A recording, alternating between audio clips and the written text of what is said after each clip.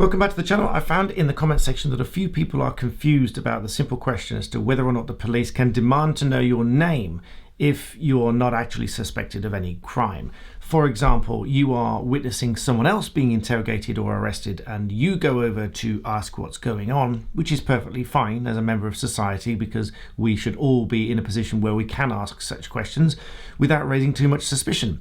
But then if the police turn on you and ask you for your name and what you are doing in the area and where you are going, where you've been, and these kind of questions, the answer is actually very simple. You do not have to answer these questions. And if you don't answer these questions and there's no other reason to suspect you, then this alone cannot be used as a reason to search or arrest you. The rules are very slightly different in Scotland, but not very much different, so I will link those in the description below just so you can go and read those for yourself. But just to be clear, the rules for stop and search in both cases, there must be reasonable grounds to suspect that you are carrying something illegal, such as drugs or a weapon or some stolen property or something else that could be used to commit some kind of crime. So if you are the person who is going over to ask police what's going on and why they are arresting somebody, or perhaps being quite aggressive with somebody, as mentioned one of the comments in response to one of my previous videos, then it follows that any questions put to you probably didn't arise from any suspicion of carrying something illegal. Rather, they probably came about because you are asking such questions.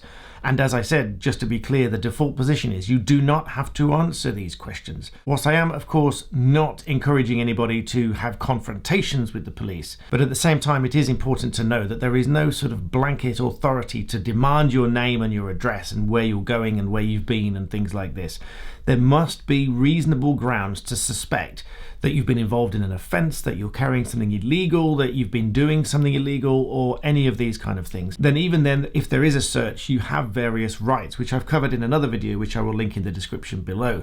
One of which is that you are entitled to a copy of the search record, and this should detail exactly what the officer was looking for, what law gave the power for the search in the first place, all of which can come into question.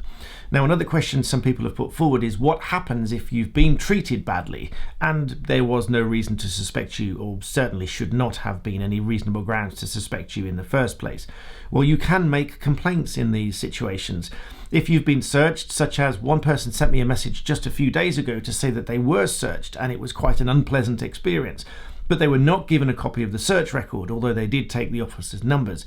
In these situations, you can certainly make a complaint, because if you are searched, you should be given a copy of the search record. And there is also different information that you should be given before you are searched, such as the name of the police officer, which station they are attached to, and again, I discuss those in more detail in my video below. So I hope that addresses the few questions that I've just read. Please remember to like the video, subscribe, share it with somebody, and as always, thank you for watching.